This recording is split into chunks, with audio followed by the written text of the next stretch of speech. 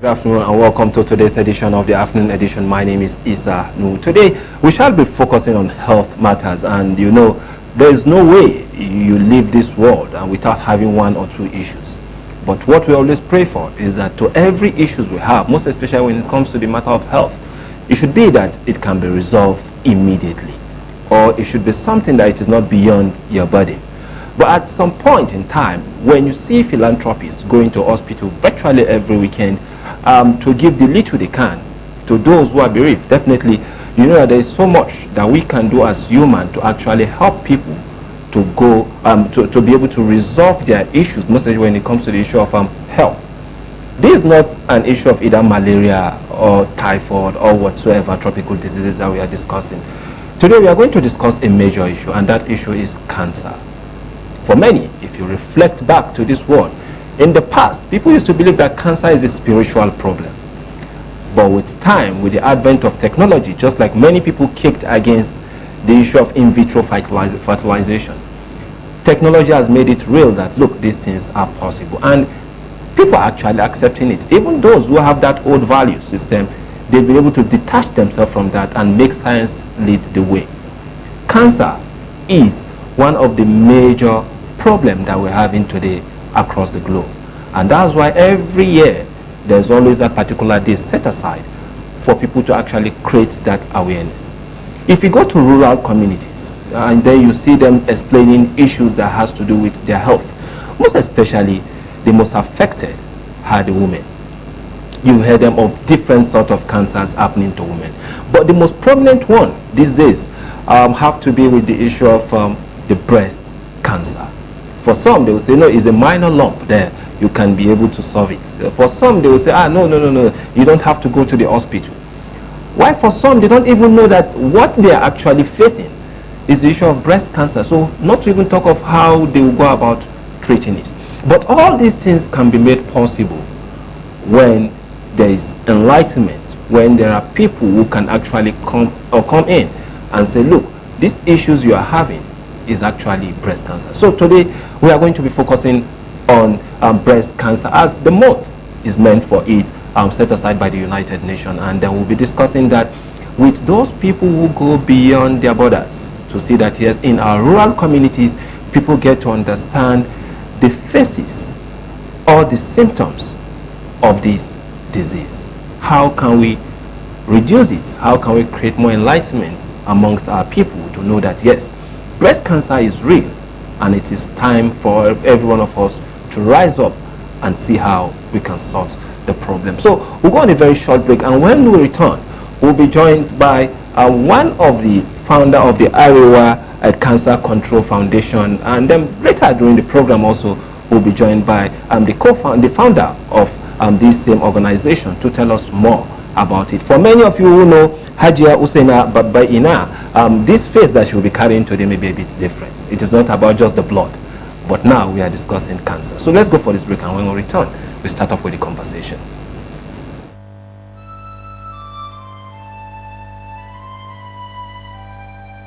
We are a nation blessed with people of diverse cultures, religions, languages, and opinions.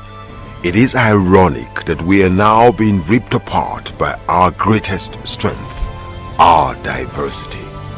We have allowed intolerance, insensitivity, bigotry, and nepotism to blind our vision of the greatness we can achieve working together as one. We may not have the same culture, nor religion, nor language, but we all belong to the same nation by the divine will of God. We did not choose to be Nigerians. Nigeria chose us. This nation is our divine heritage, and if we open our eyes, we would realize that what divides us pales in comparison to what unites us. And by the comparison and conciliation of our differences, we will grow until our differences disappear. Our unity cannot be willed by mere declarations, nor do we get unity by ignoring the questions that beg for answers. We must celebrate our diversity and debate our differences without fracturing our unity. our strength is not in our numbers, but in our unity, because even the weak become strong when united. Nigeria unite. This message is brought to you by Abuja Broadcasting Corporation, owners and operators of ASO Radio 93.5 FM Abuja, ASO Television DSTV Channel 392, Star Times Terrestrial Channel 127, Free TV Channel 507, People's TV Channel 285, and UHF Channel 38. The welfare of millions of people for generations to come may be affected by the wisdom which we here display. If Nigerian leaders and our British partners are to prove themselves worthy of their trust, now is the time for us solemnly and truly to dedicate ourselves to seeking the greatest good of the greatest number of our people in Nigeria. Independence for Nigeria in 1960 is imperative. But independence for Nigeria as a corporate entity is not enough. The peoples of Nigeria must at the same time be guaranteed their freedom. We must ensure that in an independent Nigeria, individual citizens throughout the land enjoy liberty, human dignity, and equality under the law. There must be one Nigeria with one constitution and one law for all.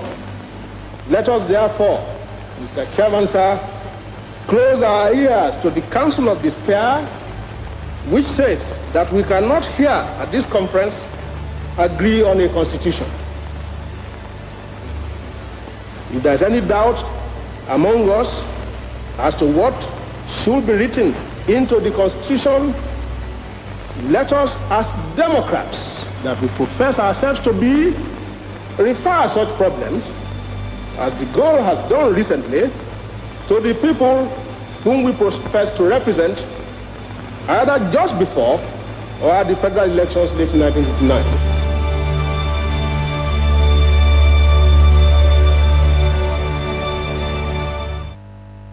Welcome back from that mild break, and just before the break I did inform you on our major focus today, looking at the issue of Breast Cancer Awareness Month, and that conversation will definitely take place where we have specialists in that particular aspect of enlightenment, and one of them today is Ajia Usaina Baba-Ina, who is a co-founder of Arewa Cancer Control Coalition.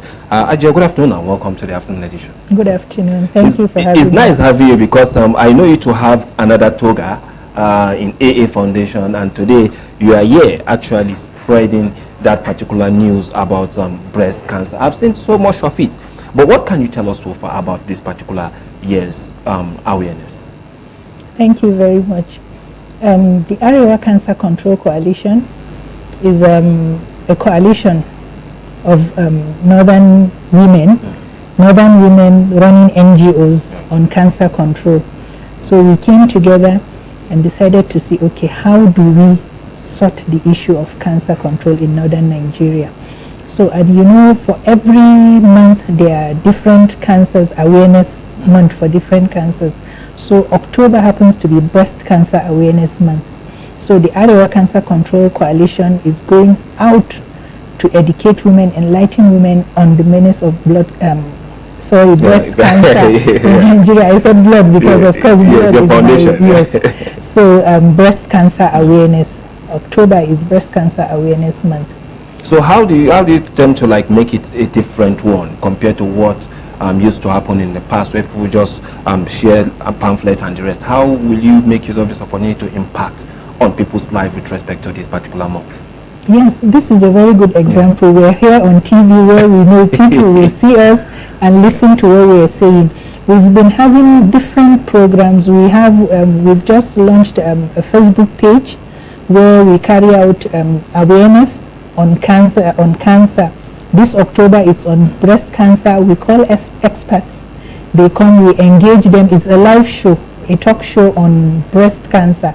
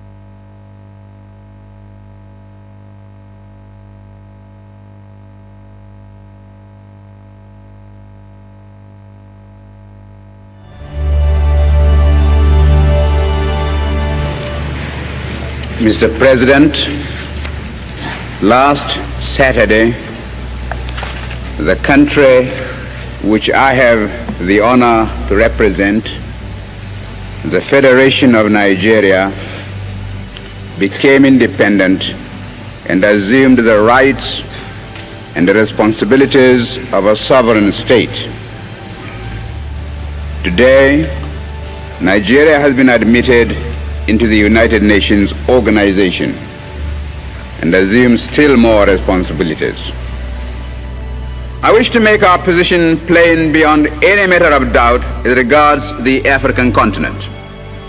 We in Nigeria appreciate the advantages which the size of our country and of its population give us, but we have absolutely no aggressive intentions.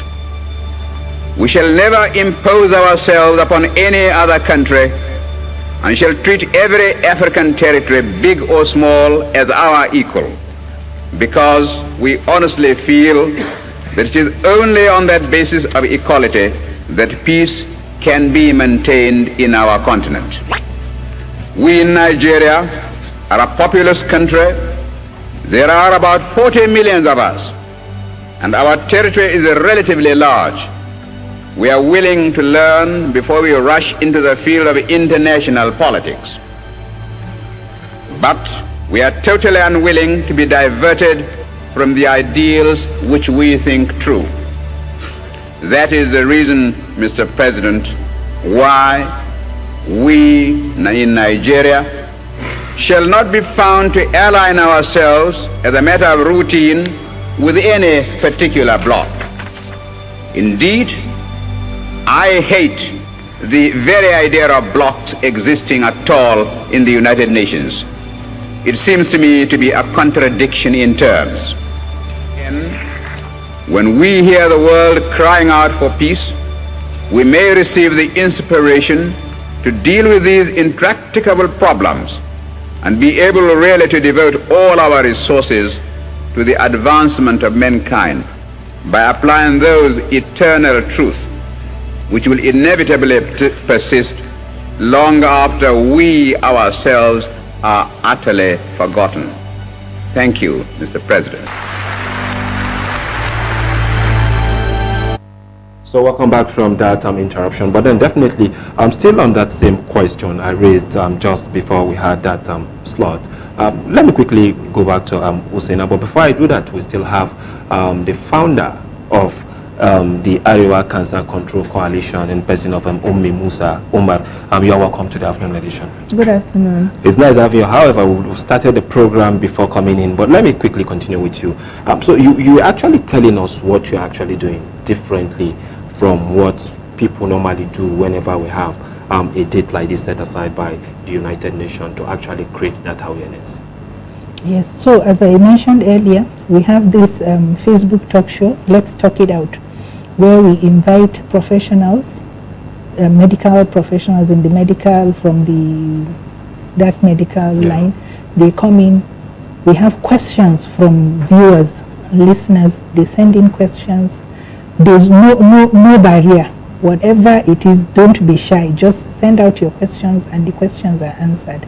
So, and we also educate them, enlighten them on signs and symptoms. We have apps that have been developed to aid and assist women in detecting, in screening on their own at the comfort of their home before going to the hospitals. Yes. And we've also had programs in the States. We go to schools, educate young girls, where, you know, when you catch them young, they can educate their older ones and let them know.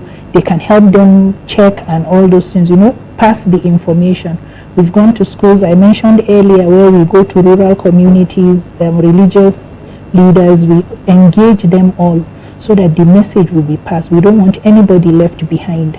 Okay, that's very good. Let me quickly come back to you, the founder, being the fact that you have an idea of what you actually intend to achieve. Being the founder of the Arewa Cancer Control Coalition, what actually moved you towards saying that, yes, there is that strong need for you to actually have this coalition to further deepen the understanding of what this breast cancer is all about? Okay, so when I started as an advocate, I was creating awareness on and off social media. And it was well received by people that are on social media. And then when it's off social media, then it has to be places that are within my reach, because I cannot be everywhere.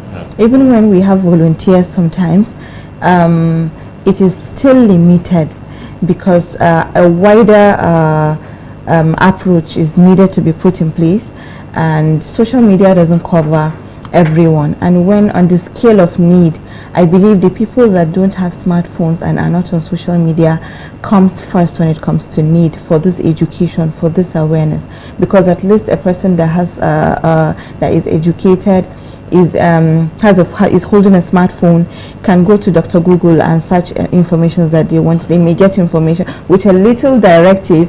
You tell them about something, they can even go and educate themselves more on the internet. What about someone that is at home in rural communities, no access to, you know, social media and the internet? So I realized that that is the part of the community, the grassroots, that we need to actually be reaching.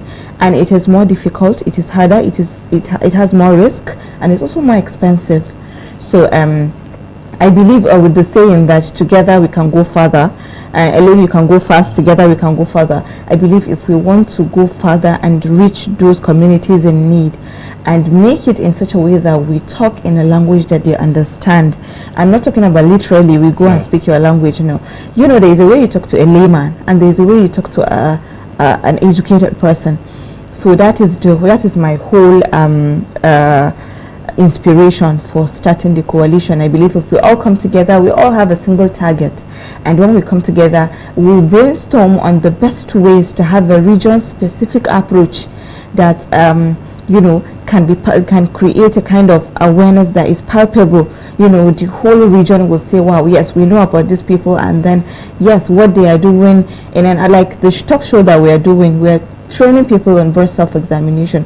And I was just discussing with my colleague off the camera about our volunteers that we have trained going around in some northern states. We are taking one step at a time, but some northern states are already being covered.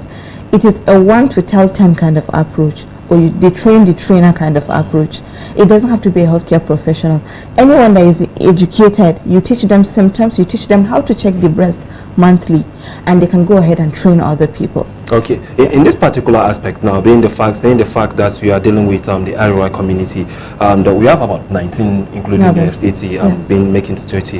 How do you see the possibility of making sure that yes, this campaign actually goes round and then it gets to the right set of people? Yes, so as I was just saying, we have been mapping out stakeholders in different regions, ranging from politicians to religious leaders to traditional leaders and people that we know that are close to those territories. That in the north we have the issue of insecurity too, and we have territories that are almost not within reach, but with the volunteerism approach, you can just maybe through WhatsApp get connected to one person and then you tell them your ambition and then they are willing to help. People have been very receptive of this. To be honest, there's no person that we approach and tell them this is what we are doing and they say no, I can't be part of this. They are always eager to help. And we have different people in local governments, and then if I train you and you train other people, they are traveling to other places and training other people, and that is how we intend to cover. Okay, let me quickly come back to you, Ajay. Looking at the fact that religious play a key role most especially in the northern part of the country, you see people listening more to religious leaders, even to more than their governors or maybe their reps or the senators and House of Assembly. Based on the fact that religious plays major role amongst the religious scholars, we have people of divergent views, and sometimes it is difficult to push up an idea like this because they will say, okay, there is probably an agenda behind it, and the rest, most especially with the coming of the LGBT and the rest of it. How can you re-engineer this particular process to see that many people benefit from it, and then without any major diversion from the actual goal of seeing the fact that the woman in the local community will be able to know that she is having one or two of this problem and will be able to pay attention to it as expected? Okay, thank you. Cancer does not cancer is not racist. Yeah. It doesn't discriminate. It doesn't care whether you have what your religion is, your social status, your background, your region, your tribe. It doesn't care. It can affect anyone. And that is why when she mentioned stakeholders mapping, we try to engage even the religious leaders. Yes. And we have educated, they are educated, and even in Islam, they talk about diseases there. So we engage them, we talk to them, because it's a region-specific approach. You cannot just walk into someone's house, because we have this the northern ideology. You need some certain permission from the husband before reaching into his family. So we talk to the religious leaders, we talk to the head of the family, the traditional rulers. We engage all of them, tell them this is what we are doing, this is what we have done, this is what we want to achieve. We have proof, evidence of everything. They all know, they've seen how cancer is ravaging the north.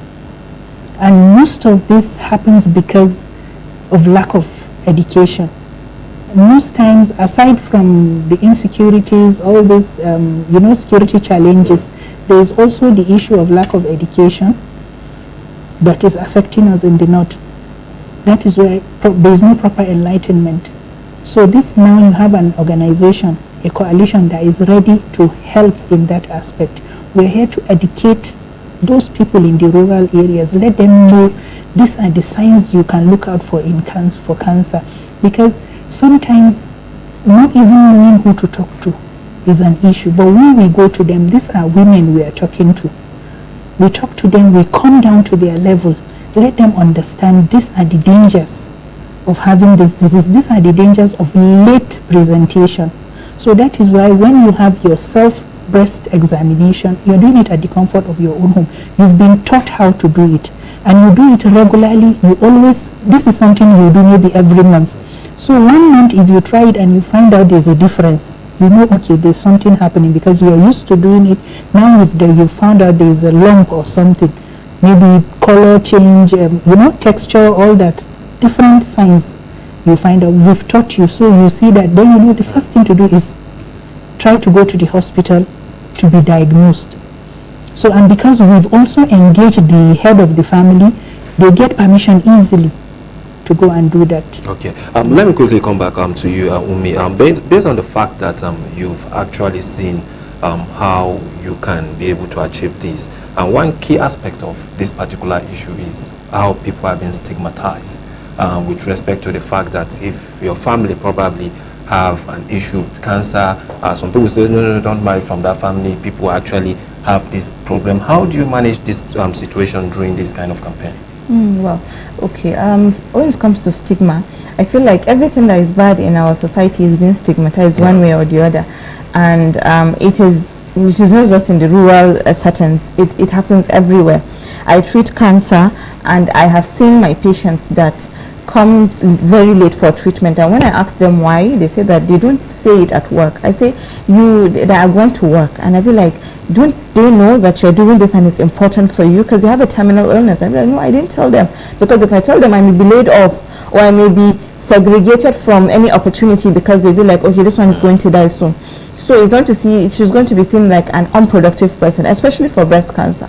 So I think it's happening everywhere, and part of the awareness campaign that we are doing is to show that cancer doesn't discriminate, just like she said. It doesn't matter who you are. And when it comes to hereditary factor, I try not to even include inheriting cancer as part of what I tell women now, because right now I see cancer patients every day, and a lot of breast cancer patients I ask, they will tell me no one in their family ever had cancer.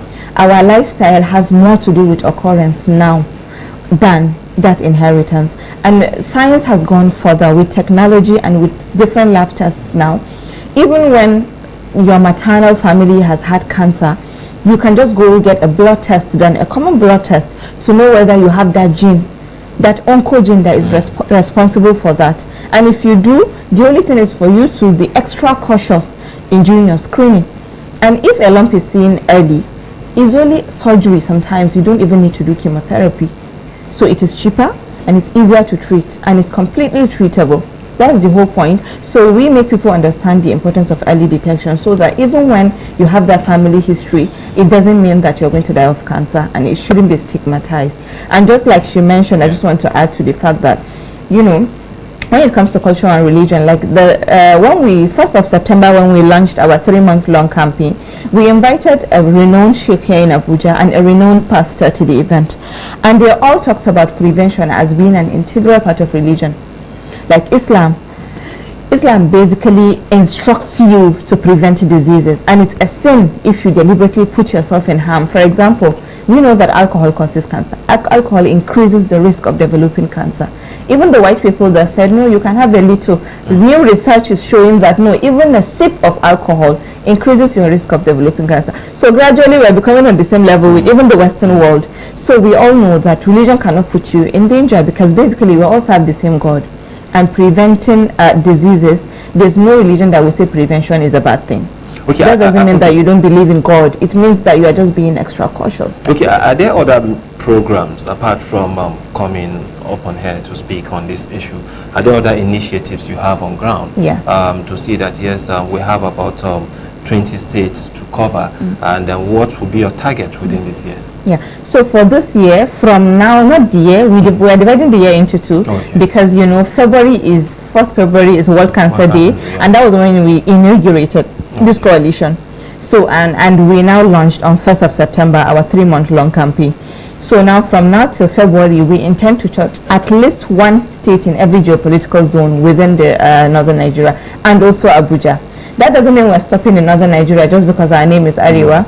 We are going to scale up, but then we are starting from the people that we think needed some more. Why? Because in our experience as advocates, we realize that when we map out, you know, advocates that work in southern and northern Nigeria, we see that we struggle more in northern Nigeria. Because in the south now, if you launch an advocacy campaign and you say women should come, you know, there are known advocates that would say, wow, I asked for 40 women and 100 showed up, because they have the education, they know the importance of screening. It is a horror story when you come to the north, and when you launch a campaign, you'll be begging the women to come. They'll be like, why will I come? Why should I come? That means there is a wide gap in knowledge. They don't know the importance. They don't understand it. So we have to first of all teach them what it's all about, the importance of these things, and then we expect them to now support us so that when we launch a campaign, they will show up. And also to answer your question about our campaigns, we are also next month collaborating with Nigerian Cancer Society, End Cervical Cancer Nigeria, Federal Teaching Hospital Gombe, yes, to do a blood drive in Gombe, because we had one during our launch here in Abuja on 1st of September, and it was a success. We collaborated with a National Blood Service Agency, and it was a huge success. So we are replicating the success in Gombe, and we are going to keep going till February, when we now reconvene and, you know, map out our further campaigns. Okay. By God's grace. Let me quickly go back to Babayina. Looking at what she has, listening to what she has said, so much is on ground for people to actually do. But she mentioned something very, very important. It is difficult to actually get these women from their houses down to probably your centers, where you can further educate them on these particular issues. What do you think is the stumbling block there? How do you tend to bridge the gap for the future? Well, thank you. The stumbling block, as we've mentioned earlier, is they're not educated on it. They do not know. But don't you think it could be the fact that probably, you know, most of the time when we see advocacy like this, everything is done using English and dress, and not everybody actually understand that. And some of them, the basic language you understand is Hausa. Don't you think probably that could also be the major reason? No, when we go to the communities, we speak Hausa. We don't go there speaking English. We are speaking English here because you're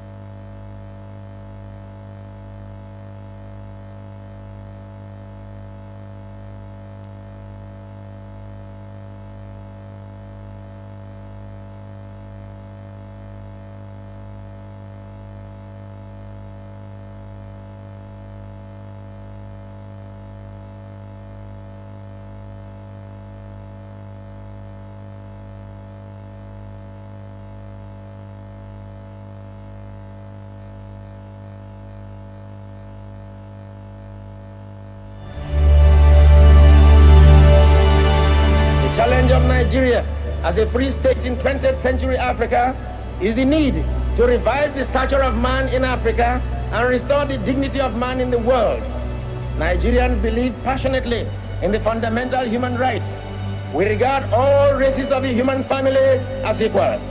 Under no circumstance shall we accept the idea that the black race is inferior to any other race. I appeal to all our leaders, far and near, to forget the wounds which were inflicted in cause of our internecine altercations. The love of our country should outweigh the love of our petty selves. The enjoyment of individual freedom under the law should mean more to us than our self-centered party programs and manifestos. Common dangers and common enemies alert us on the need for common security.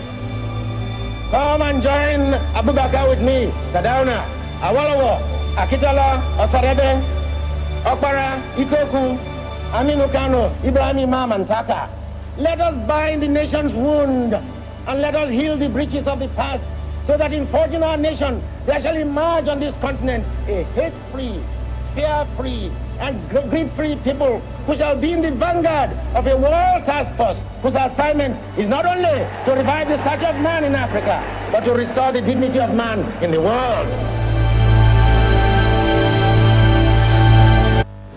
So welcome back from that mild break still. But then let me quickly ask you before I go back to your colleague, the founder, do we have enough facility to actually cater for the number of persons actually who are patients with this particular disease? No, we do not have. In fact, I'm not even saying we do not have enough facilities. We do not have facilities to cater for the number we have. We do not have facilities. In fact, that is one of the reasons why we have the Arewa Cancer Control Coalition, so that we can engage stakeholders, that is maybe policymakers, businessmen, the well-to-do in our society, so that they can support the government with machines for detecting, screening and detecting of this.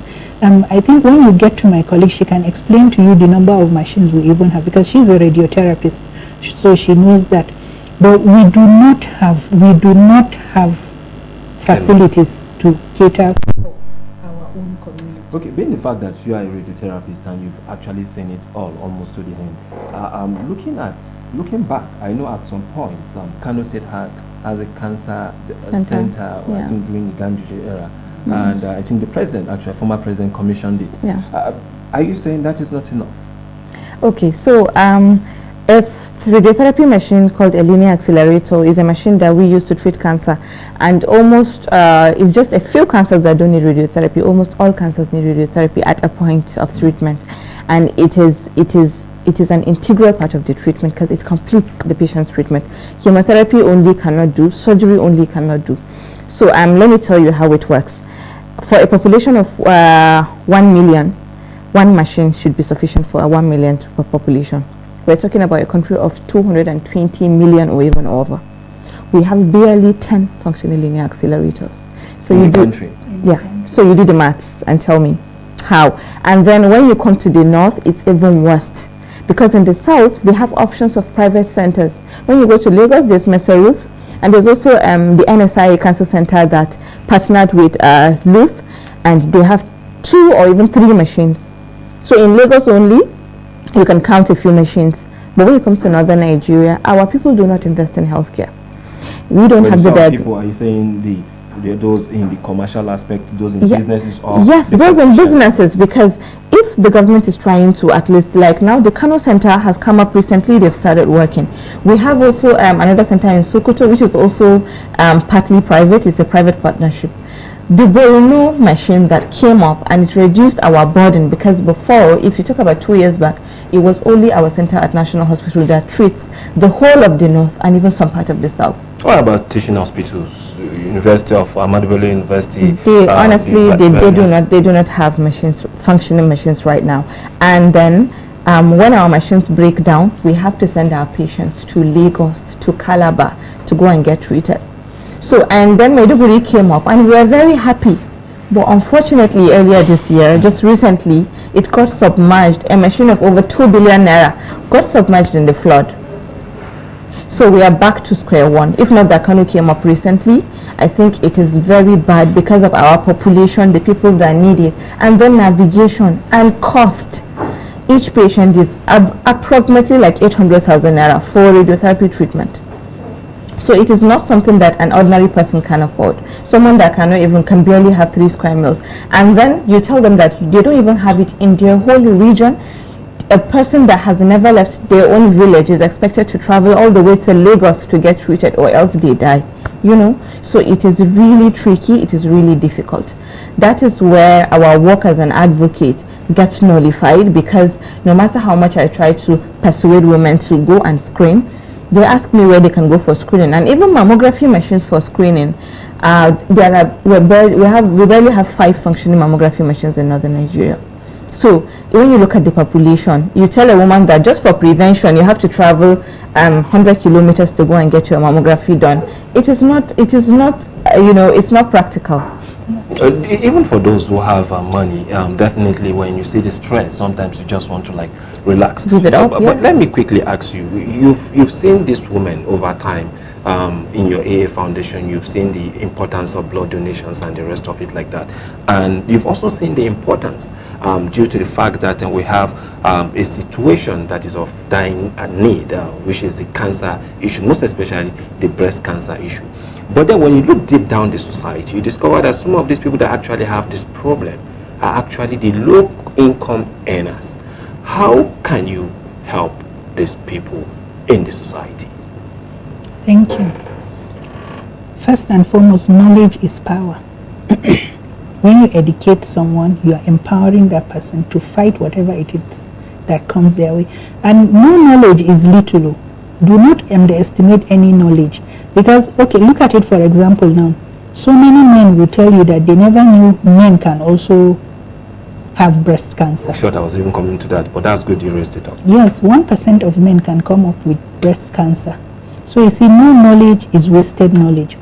So we try to educate them, enlighten them, and then call on well-meaning Nigerians to come up with centers, as she mentioned. If we have centers in, let's say, all the states in northern Nigeria, you can easily advise women, okay, go to that place in your state and check and test or screen for so thing. And then if we have, like we recently launched the Arewa Health Fund, where we people, what do you call it? We try to gather resources. People invest in the Arewa Cancer Health Fund so that proceeds there in the account will be used to treat, help. yes, to help cancer patients, the low-income earners. Yeah, we try to assist them because, as you mentioned, even the well-to-do suffer from cancer treatment because we know it is outrageously expensive. Not to talk of someone that cannot afford to eat. So whether we like it or not, we have to assist people to fight cancer on, or else they just go back home and die. And give up. And give up, yes. We have to assist them.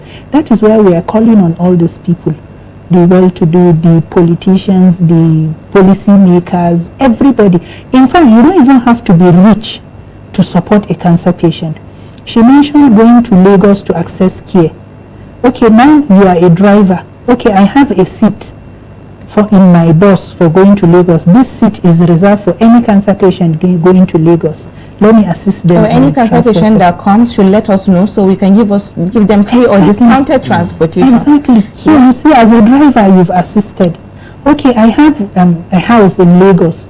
Any cancer patient that comes can come and stay because sometimes you access care from you don't have to be on admission. Yeah. So, and you've traveled all these miles to go there. You don't have anybody, you know nobody in Lagos. Yeah. You cannot even afford treatment. How do you afford accommodation? Yeah. Okay, I have this house that I can give maybe 2 rooms to cancer patients to share. Anybody that comes accessing for treatment in so place can come and have this. I don't know if you get what I'm saying. So many people can assist. Okay, yes, I can support cancer patients by feeding them. Yes, which is very important. Exactly. Yeah. There are so many ways you can come in. Okay, let me quickly ask you this because this will be the last for you before I go to her. Looking at the situation of things now, what is your basic advice to patients who are suffering from this disease? That's deep. Yeah, it's very deep. But what we want them to know is you are not alone. You are not alone. That is why we have the Arewa Cancer Control Coalition. We are there to support you psychologically, socially, and financially if we have the means. We are there to support them. So what we want is when you start treatment, complete treatment. Do not stop, because having break in treatment can also affect the treatment. Okay, thank you so much. Let me quickly come back to the founder, Ummi Musa Umar. What was your last statement? Mostly because I've seen you've mentioned the role of policymakers, and are the leaders even aware that we're actually having this problem more in northern Nigeria? And what do you think they need to do in order for people like this not to suffer? Yes, so what I would say is that I know that the current administration is doing so much for cancer care, because we are both members of the Nigerian Cancer Society, and we know what is being put in place for cancer care. We know the budget, we know the allocation, and we know the centers of excellence that are in the pipeline that are going to be built across the 6 centers of excellence that are going to be built across the country, and it's going to help so much. We know that the future looks promising, but still we are asking the leaders to help, you know, maintain these policies and follow them up till fruition, so that we see the impact of all these policies that are being set for to help with cancer, the cancer burden in this country. And also, not just the politicians, we also want to ask every well-to-do Nigerian to help in any way they can.